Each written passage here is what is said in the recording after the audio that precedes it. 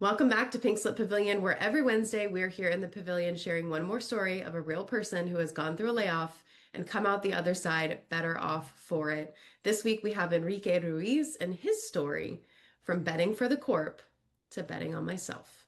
This pink slips the stars, not the end. Welcome to Pink Slip Pavilion, Enrique. We're so excited to have you here and to hear your story. Hey, Ashley, thanks for having me. Pumped to be here.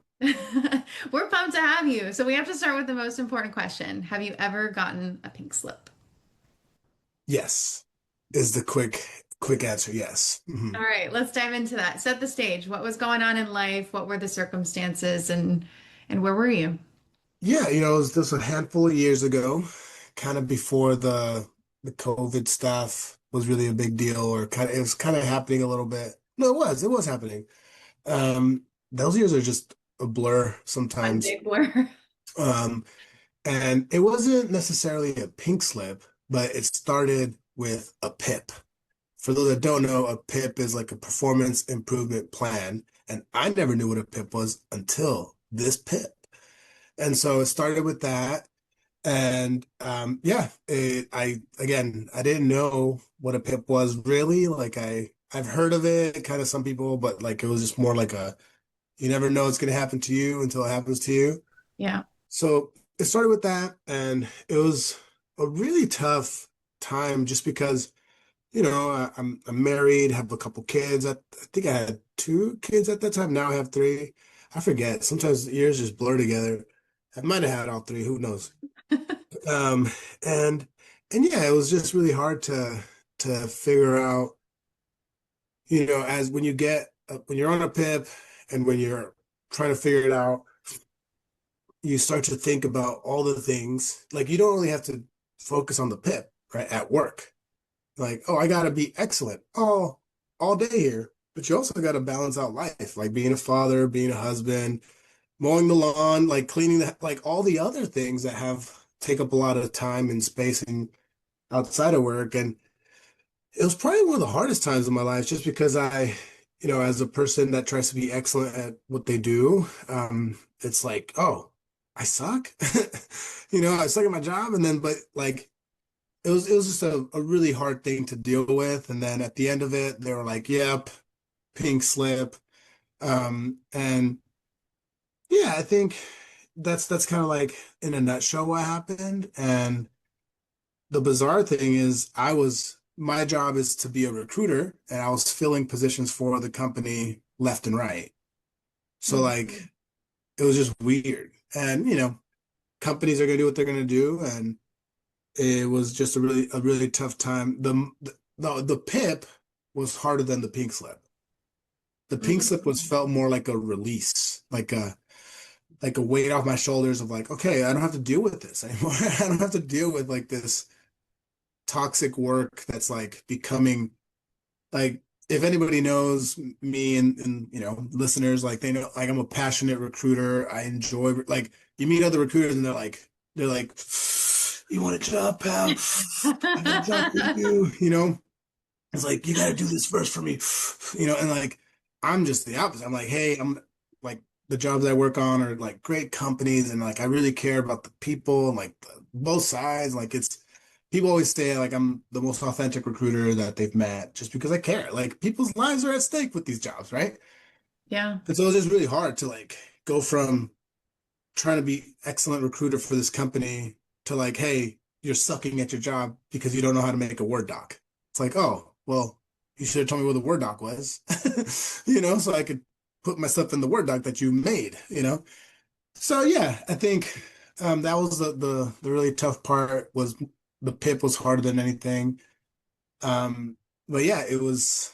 I mean, I'm sure we'll talk more about the after, but that's kind of in a nutshell what happened. Yeah, and for my listeners that don't know, I actually know Enrique and I've worked alongside him, so I know him Yeah, very well yeah, and I know his passion for what he does and the value he brought to his previous role. So it was interesting news for me as well when you were going through this because I was surprised. You are fantastic at recruiting and you are Thanks. very passionate about people and helping people.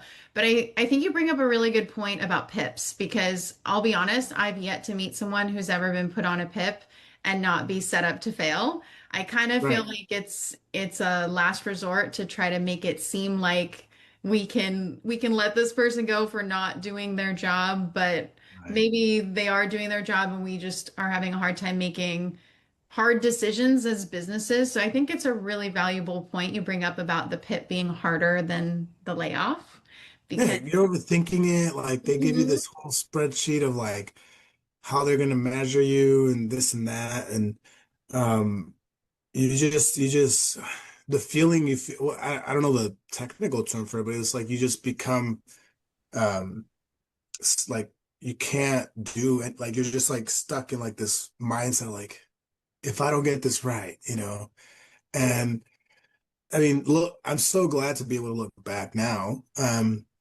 Just because it's like this isn't all companies. Like I've heard of people on PIPs and like they get better and it's like good. It's a good little way to like get people back on track.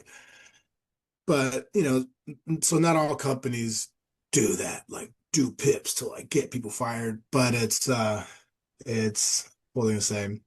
Yeah, you could like I'm not like the smartest nail in the box, but I'm also not like the not smartest nail in the box. So like I intuitively understand what they're doing with these documents and with the way that they put together the PIP. I'm like, and back then there was ChatGPT, I think back then. So I was like using it to help me, and it was great because I was like nailing every box that they had for the PIP, and they still were like, no.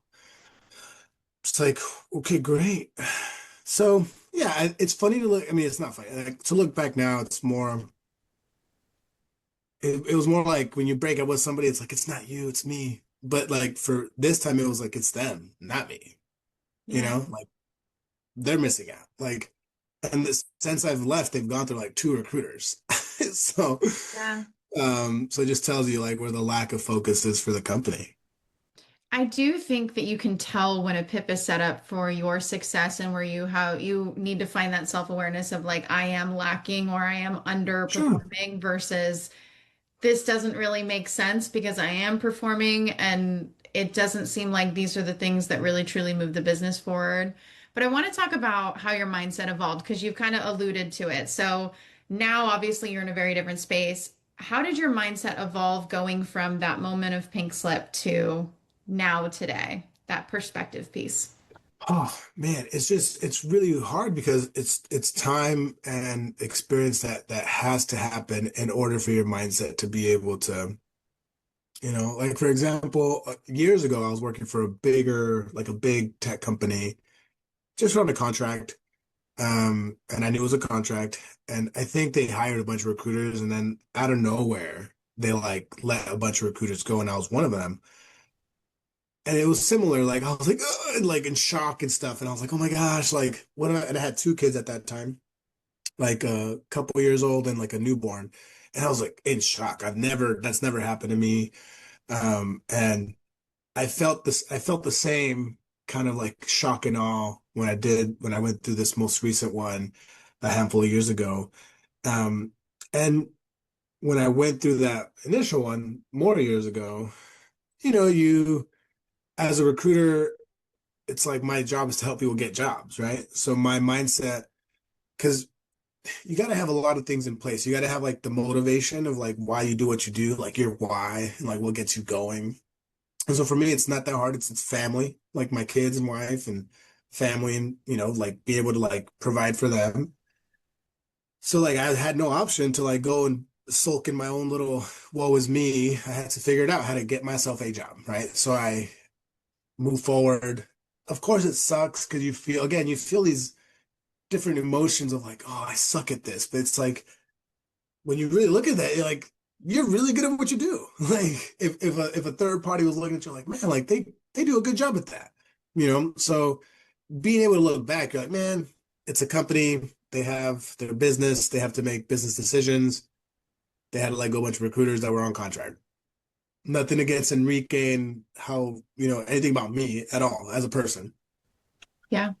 But then the most recent one that we've been talking about, that one felt a little bit more like, man, like you give your all, it was like 3 or almost 4 years at this company where like I poured everything. I sacrificed my kids' of school events, things to just sit at someone's desk and Yeah. just work. And they didn't care. Like they didn't really, you know, I will say the differentiator is the manager that you work with.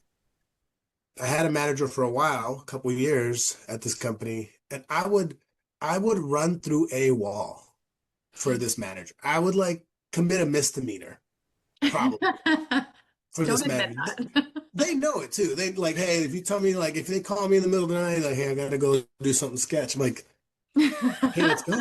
Let's go do that sketchy thing. You're the best manager I've had. Fast forward a couple months, handful of months, that person's gone. I get this new manager. This is night and day. Night and day. So like that's where it all becomes a little bit more, working with the right kind of person, working with the right managers is really, I think could set your trajectory in your career or detour your trajectory in your career. Um, and so I think my mindset today, I've been telling you, I've been through that first one that was like, oh shoot, the tech company, and then this one, it was more like it felt heavier. It felt like more personal because I hired almost all the company for this company, right? In Yeah. 3.5 some odd years. And it was just at the end of the day, it was just the same thing as the first company. Like, oh, we are a business and here's the spreadsheet of numbers and where we pay people. Like we should get rid of these people because Yeah. we'll save money on that.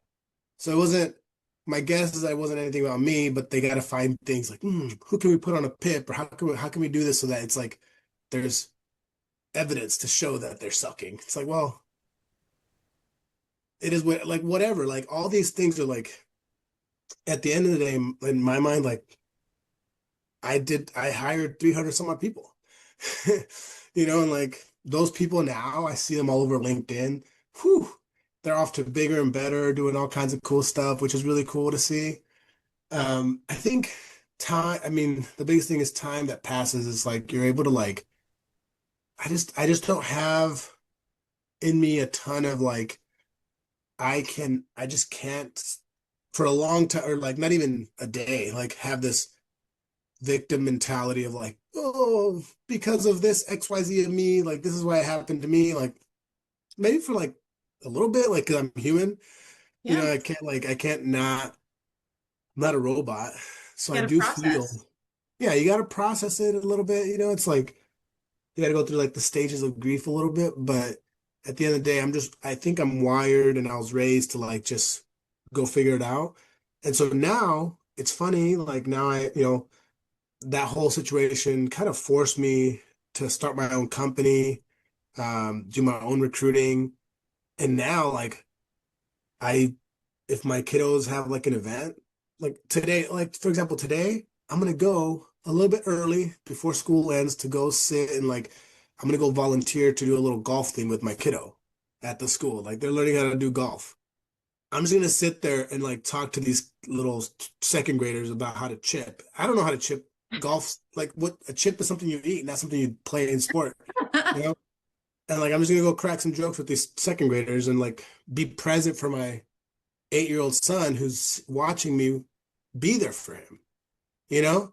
Whereas if I was working for this other company years ago, they'd be like, "Whoa, we got to do these other things. We got to." I'm like, so I think I mean, all the corny expressions, right? Like hindsight's 2020, like Yeah. all these different things. Like, I think my mindset is what kind of saved me from spiraling and, going on LinkedIn and being like, "Wah!" Like Yeah. that's just not my style. I just rather be like, oh, well, I think the different stuff I was posting online was like, hey, like I'm gonna bet on me.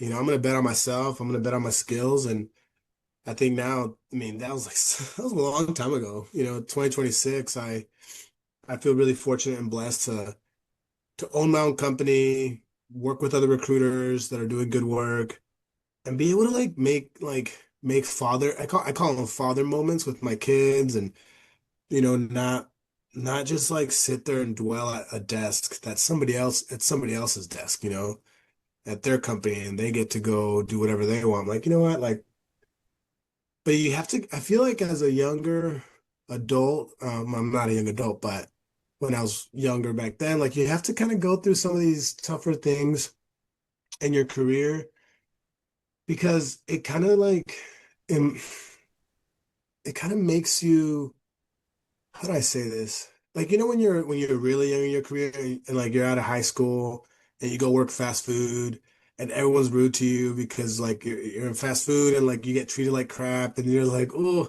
and you go home and you're like, man, like that's like I feel like everyone needs that kind of job, like that cruddy job to like go suck it up and do something that you like. I used to do carpet cleaning, I used to do landscaping, I used to work at like, in the food service industry. And it sucked. It sucks It's to hard. go through that, but you have to go through that because you're either going to say, you know what, I don't want to do this forever. So what can I do for myself to go get me to the next thing, right? So just like you got to go through that, I feel like, I mean, I don't wish a pink slip or a PIP or anything on anybody, but it kind of helps you understand like the reality of, so many people all over the world, right? They post about their companies like, oh, it's my family, it's this and that. And like, no, they are not your like no one there is your family. Like Yeah. it is a business. And like I think I've kind of come to like a point where it's like the rosy glasses of the company. Because I worked for some really cool companies where like I drank the Kool-Aid, like oh, Kool-Aid of the company, right? Yeah. And I think it's cool to have that passion. I think that's where my passion comes from. Like whatever I've put into something, like I put in 110%, Like I would be that kid in the interview, like overflowing my water cup and like and in the interview and they're like, what are you doing? I'm like, I always go over and above, it's crazy. Like that would be me. Um, but like as you get older, you kind of mature, you kind of grow, you go through these cruddy things and you're just like, it's just business. Yeah. You're just a thing on the spreadsheet. And I've had VPs at big multi-billion dollar companies hug me and say, we love you. We love you here. Your passion, this and that.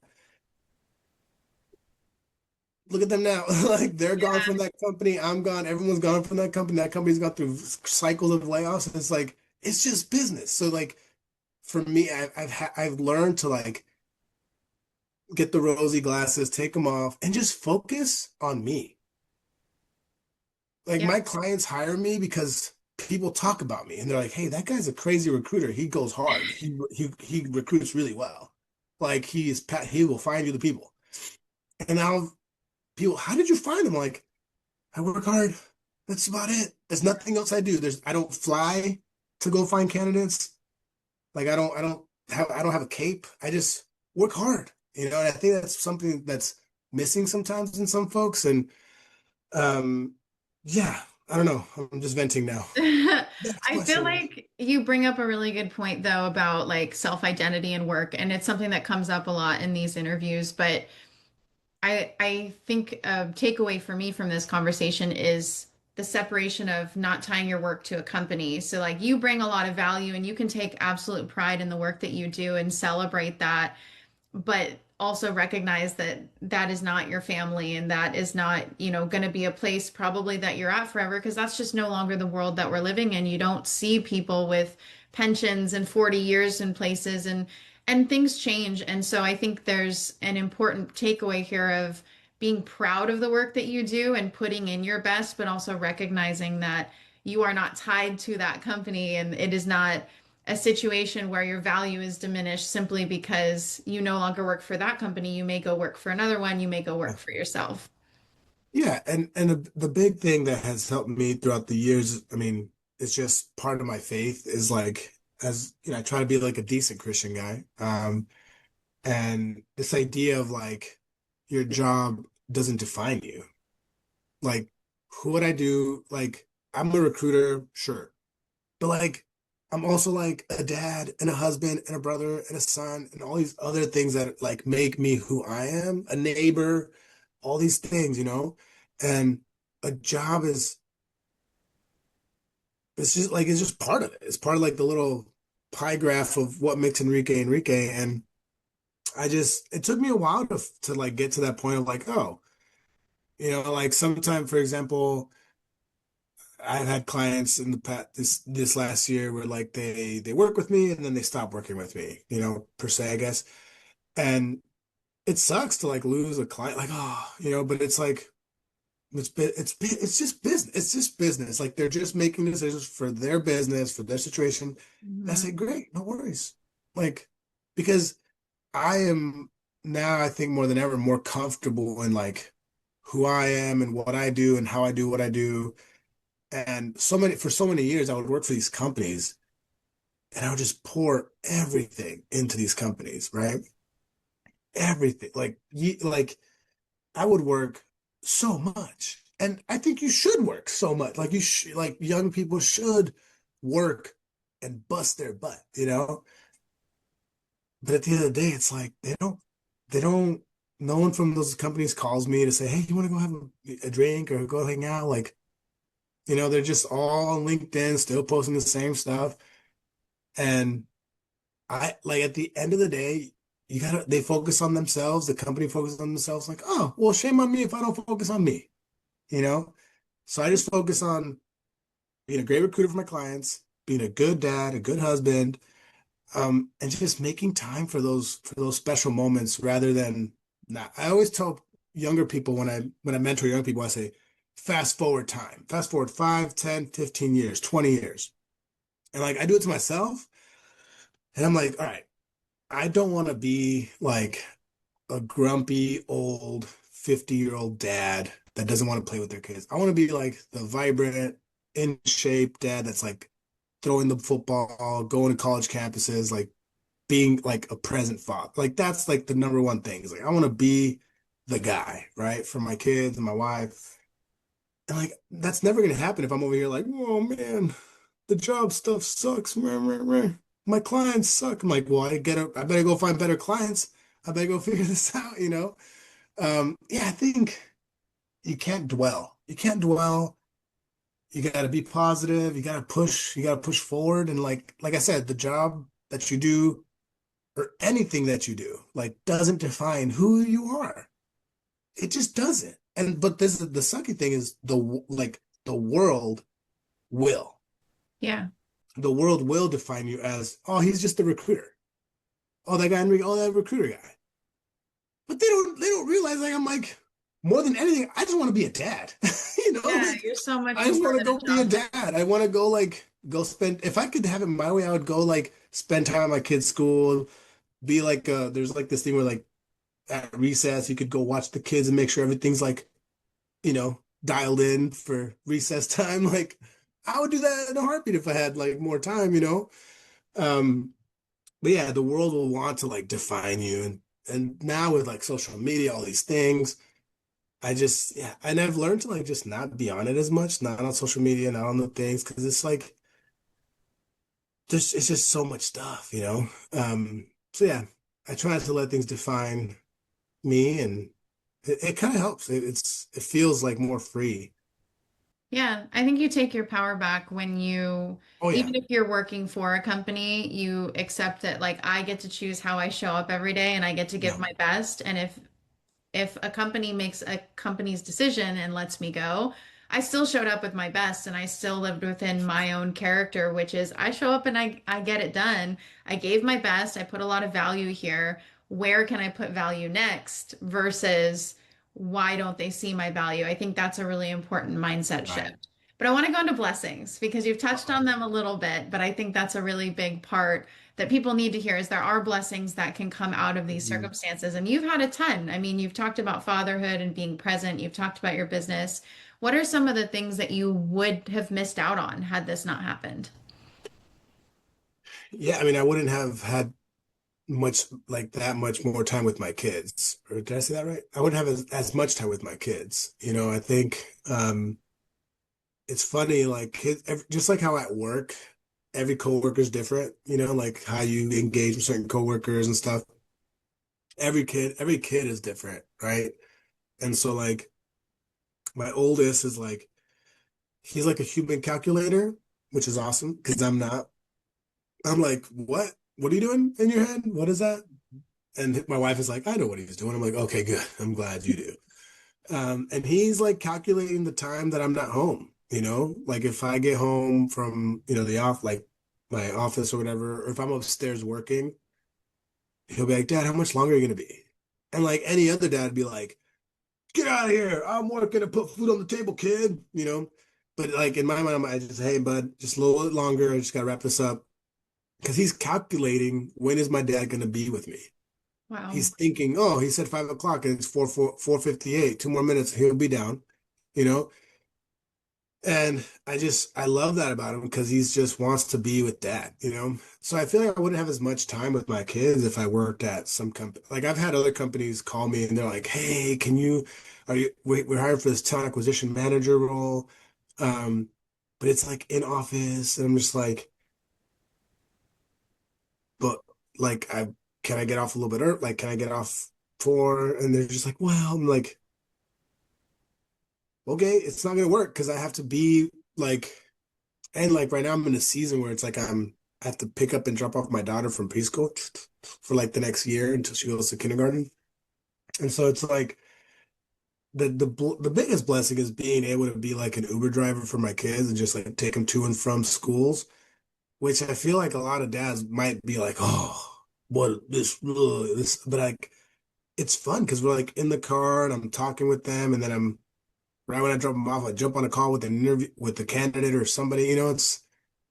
I don't know. I feel like that's the simplest answer. Like more time with my family has been good. Yeah. And then just figuring out my business, like being able to like evolve how I do my business and how I partner with other recruiters. It's just been really cool to see like, you know, as you get older, you kind of you find your like your what's it called, your clan or your community. And as I get older and more into like, I mean, I've been doing this for like 20 years, right? Almost. Like you meet other yous out there. It's Yeah. like this world is huge, right? You meet other yous and you're like, you have 3 kids, I have 3 kids. You're 37, I'm 37. Like, and you're a recruiter, I'm a recruiter. Are we best friends? Did we just become best friends? You know? And this is you feel like you're not alone in this world of like, man, recruiting and this probably goes for any industry, right? Like, um, so just being able to evolve and like be a good provider and do a good job and partner with some cool companies that like are great. Like I'm yet to partner with the company that's like treats me like crap, Like I wouldn't. I'd be like, well, unless I was like in a pickle and just sucked it up. But like, yeah, I think the time with family is the number one. Um, yeah, it just you can't beat that. You can't beat because again, fast forward time when I'm old and gray. I just shaved the other day, so you can't tell, but like I have a lot of gray in my beard. Like my kids are always like, "You have a lot of white hair, Dad." I'm like, "Thanks." Um, No filter. yeah, they tell you how it is. Like when I'm old and gray and you know, like slower and like maybe less intense. I don't know. Who knows? And my kids are older and they're getting into like more life things. Like I'm not gonna think, well, I wish I would have stayed at that other company that let me go and just worked so much harder for them so they could keep me. Like, Yeah. no, like I'm not gonna think, man, I wish I would have done more work that one day. It's gonna be like, oh, I can't wait to be with my kids and hang out with them, like because they're getting older. Maybe they're gonna have kids one day too, Um, and I'm still wanting to make those like father moments, make moments with the kids. Like we got a basketball hoop outside now, and my kids are hooping. And like I watch Wemby playing them. I'm like, man, my kids could ball one day maybe with these players. Like so it's just like it's cool to see like all the things in life that don't like your job in comparison to like the cool, awesome things of life that come with time. It's like, well, the job will be there. And right now everybody's all freaking out about AI and AI is gonna take my job. And I'm like, listen, I'm not a fortune teller, but I promise you, we're gonna be okay. Yeah. Like, as long as you're able to evolve with the times, you'll be all right. I think. I mean, we I always are. We always figure it out. So if Yeah. you could talk to yourself back then, getting your pink Oh, slip, but like oh, with your wisdom now, what would you want that version of Enrique to know? oh my gosh. I would say I feel like I have to like somehow play this into like some Avengers theme, like going back to the past to change the future, kind of Infinity Stones. Um, I don't know. I think I would say if I was talking to that Enrique, knowing what I know now, I would say something along the lines of like, "Hey man, like this Enrique from the future." I would say, "Hey man, like I know it sucks. I know you're feeling a lot of emotion, but just know that what you need to get to the next step is already within you. Like you already have everything you need. Just change the mindset. Go work out. Go get it out of go get it out of your system, dude. You that anger you feel towards that cruddy manager that that you wouldn't like run through a wall for, that anger you feel, that frustration, just go bench press it. Go do some squats. Like go get it out of your system. And then Saturday morning, make some freaking pancakes for your kids. Add chocolate to the freaking top of the pancakes. Put some freaking Disney movie and like just chill with them. Go for a bike ride. Continue to be the dad that they need. And then go figure it out. You got it. Like you'll be fine. Go apply to jobs and go do the things, like you'll be fine. But it would be something like that, like go get it out of your system because we have to feel it, like oh man, I can't tell you how many days I was so mad about like this cruddy manager. And not only that, man, like there's other managers that you think in your past, you're like, how can they suck so much? And like rah, and then you get all your feelings, it's like I'm so glad I'm not like that. Like I partner with other recruiters that like are like sourcers for me. And I'm like, how can I help you be better? Well, and like, well, let's talk about the schedule. Like, when does it work best for you to work? Here's when I would love support. Can you do that? Like, how can I be more for you? Person that doesn't work for me, like kind of does, kind of doesn't. It's like you learn how not like you learn what you don't want to be like, you know? Absolutely. And so I just share that with Enrique, like, hey man, you're a great guy. Like those people that don't feel that from you, don't believe that, like shame on them. Shame on that company for like not investing on someone like me to be like the recruiter for that company for the long haul. Like, "Wah, we paid him too much." Wah." Like, I was like, dude, y'all, Not when you run the numbers. exactly. Like, what are we doing? So, if there's Yeah. someone who's going through this right now, maybe they're going through a layoff right now, maybe they're still processing some of the emotions from a previous layoff, or they're maybe fearful that one is coming down the line. We live in very interesting times. What would you want them to know? Man, it's a lot easier for me to say this to somebody, right? Because like it's kind of like you just asked me to talk to the past Enrique, right? Hmm. Or the Enrique younger. This is like you're asking me to like go to the like I'm in the future. I'm in the future. My future, my present is like me, but then you're asking me to like go and talk to these people now. Like it's like as if I'm coming from the future, right? It And I'm just like breaking through the time warp things. And I'm like, Enrique's listen. here. I'm like, listen. Like it's like I think, and it's funny. I've actually helped people through these situations because I've been through the situation. And I think it depends on where you're at, right? Like if you just got a pink slip today and you on a PIP, like there's a way to work through the PIP, to kind of make sure that, like, I wish I would have done that while I was in a PIP. I was like looking for my next job too, so I could be paid and be like looking for my next job. But I was so focused on like, oh my God, it's a PIP. Like, how do I Yeah, figure the this end out? is near. Yeah, and like I would go to sleep sweaty, I'd wake up sweaty. It was just really not healthy.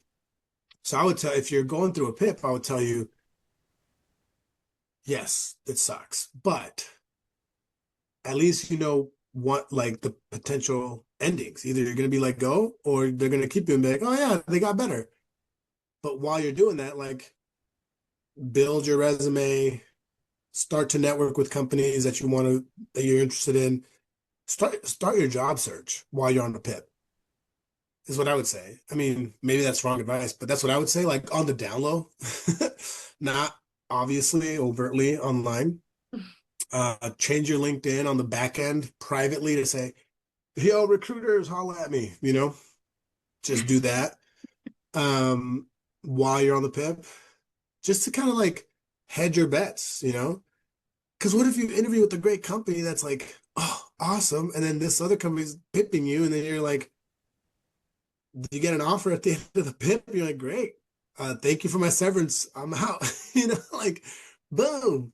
So yeah, just hedge your bets. And like I said, there's emotions, there's all kinds of stuff, but it's like, I'm guessing if someone's listening to this podcast, they're probably a great person.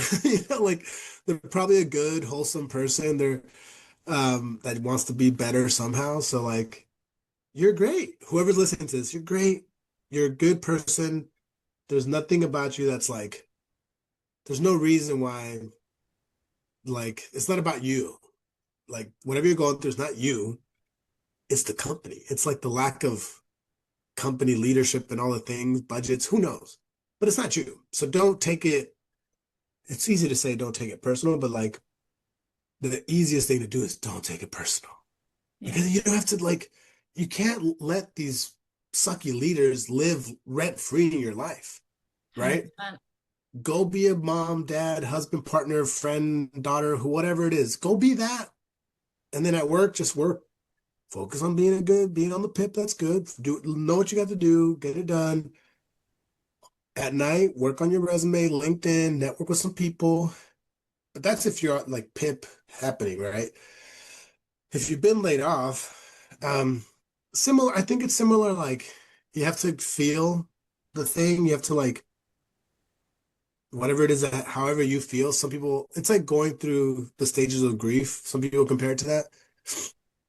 I would say try to get through the stages like quick.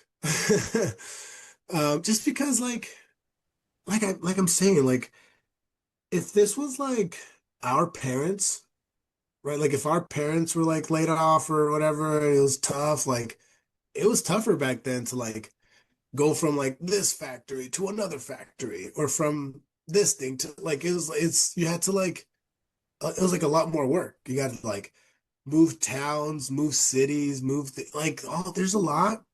Like, I feel like old school. But today, oh my gosh, the world is your oyster. Like, you can do so much. Remote jobs, this kind of job, Uber, this, that, the, like, there's so many things you could do in this world today. So it's like, if you've been laid off, yes, feel what you have to feel, but don't feel it forever. And don't be a victim. Don't like feel like you're a victim of, like, you're not a victim. You are just a part of like the United States economy, and like, you were a part of this little economic wheel for this company. Now you can be your own economic wheel, or go be somebody else, part of somebody else's. And like, the world that, like you mentioned earlier, like, people aren't working at companies forever. Like, my in-laws, they both worked at the same company for 30 years. They got their pension, they got their retirement, they're great. American dream, right? Um, it's great. But that's not the reality of today. No. It's not, you know? So feel what you have to feel, but get through it. Get through it. Go work out. I would say go work out for sure, because you feel better when you go lift heavy objects. Um, yeah, or go do something that's like gonna raise your heart rate and like make you like want to throw up a little bit, but like you'll be fine. I love it. Great You'll be advice, fine. Enrique. Thank You'll be you fine. so Like much. go push it out, and then go like take a day, go into the woods, no cell phone, just a piece of paper and a pen, and just write some thoughts, write kind of what you feel you want in the future. Just get out into nature, go for a walk, no distractions. Just go be by yourself. Don't talk, just go be by yourself. And then come back and be what you need to be. Be a dad, be a mom, be a husband, be a partner, be a daycare person, be a childcare, be a bird watcher, whatever it is that you are. I don't care. Be that and be happy. And then like slowly start to kind of figure out like what that next thing is for you, right? Yeah. And there's so much in this world that you can do, right? But we fall so hard into like, oh, my job is me. Like you're not your job. There's so like we've been talking like there's so many things that you are that I am that make us who we are. And like companies suck. Like I see it every day on LinkedIn. Like another what is it? Another layoff, meta laying off people. All these things. Like yes. What do you think they're trying to do? They're trying to save a buck. Like I'm trying to save a buck in my budget. Like what? Like everyone's trying to save a buck. So it's like you can't dwell in like it's against you, you know? Yeah. And maybe that's just like easy for me to say. I don't know. But It you're from can't the be a victim. future, remember? So from the future, it's always easier to give advice It and give is. insight and wisdom because you're not walking through it anymore. So that's what these conversations is about. Because if someone's walking through that right now, they need future Enrique to say, hey, it's not personal. It feels personal, but it's It not feels like the world personal. is crumbling and you're like, how am I gonna get paid? Oh my gosh, like trust me, like if you're able to like shake it off a little bit and be like, all right, like what skill do I have? Like there was a point in time where I forget when it was where I had like I don't think I even had a client at some point or something. It was everything was super slow when I had my own business. And I was like, okay, what do I have to do? Like Yeah. there's nothing I wouldn't do. Like Uber Eats, Amazon driver, like something that's like I don't need to think. Like I don't need to Yeah. like really be technical in the weeds of like, oh, I need to do this for a job. It's like I just need to do I need to execute on something physical, you know? And I was like researching and looking up things and what the best move was. But then right at the right time, something came and the clients came and things happened. So it's just, but I wasn't just sitting there like, oh, like woe is me. Like it's like Yeah. you can't be like that. You cannot, and you find those people that are just like that all the time, and you're just like, I can't be friends with that person. I can't do that if you're always like that. Like I said, you could be like that a little bit just for like a day, but then you gotta like go punch the day in the face. Go punch the End day in it. the Drop the face. mic. Well, I think that's great advice. And I think that this conversation is going to add a lot of value to somebody out there who's maybe going through this, maybe afraid of this, or still processing. But thank you, Enrique, for joining me in the pavilion and being willing to share your story and be vulnerable. Yeah. It's important. People need to hear these things. And I'm just grateful that you joined me. Thanks. I thank you for your time, Ashley, and you're the best. And if you are listening, make sure to like show Ashley support, give her some love, get more clients her way, all the things. Thank you, Enrique. We'll have you back in the pavilion soon. Cool. Thanks, Ashley. Peace. Peace. Well, there you have it. More proof that your layoff is not a life sentence and your worth does not diminish when you leave a company. It actually comes with you, and you get to decide where you invest it next. And that is an opportunity if you're looking for one. If you're feeling inspired to connect with Enrique, all his contact information will be in the description of the episode. Please slide in those DMs on LinkedIn and connect with him. And of course, we'll be back here next Wednesday and every Wednesday with another story because we're on a mission to make you believe that no matter what comes your way, you can rise out of it if you make the choice to. I'll see you next week. This pink slip